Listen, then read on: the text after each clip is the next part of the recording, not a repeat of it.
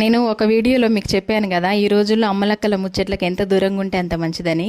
ఆ ముచ్చట ఎందుకు చెప్పినా అనేది ఈరోజు చెప్తానమాట. మేము చిన్నగా ఉన్నప్పుడు అండి, నిజంగా పనులు కాగానే ఒక 10-15 మంది ఆడవాళ్ళందరూ ఒక చెట్టు కింద కూర్చొని సరదాగా అష్టాచమ్మలు ఆడుకోవడము, కబుర్లు చెప్పుకోవడము, ఇంకా పచ్చీసులు ఆడేవాళ్ళు. ఎక్కువ అక్కడ పచ్చీసులు ఆడేవాళ్ళు. మేము హాలిడే ఉన్నప్పుడు మేము కూడా వాళ్ళ చుట్టూ తిరుక్కుంటూ మేము కూడా ఆడేవాళ్ళం.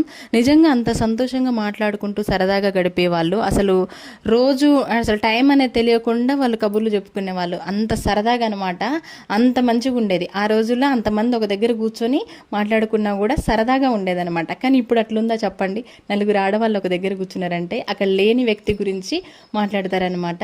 ఇంకోటి ఏంటంటే, ఆ కూర్చున్న కొద్దిసేపు కూడా ప్రశాంతంగా మాట్లాడుకోరు. మేము ఇట్లా ఎవరి గొప్పలు వాళ్ళు చెప్పుకోవడము, ఇంకొకరిని కించపరిచి మాట్లాడడము, ఇంకా లేనిపోని పనికిరాని మాటలు మాట్లాడడమే. ఎందుకంటే నేను చూసింది అనుభవంతో చెప్తున్నాను అనమాట. ఈ రోజుల్లో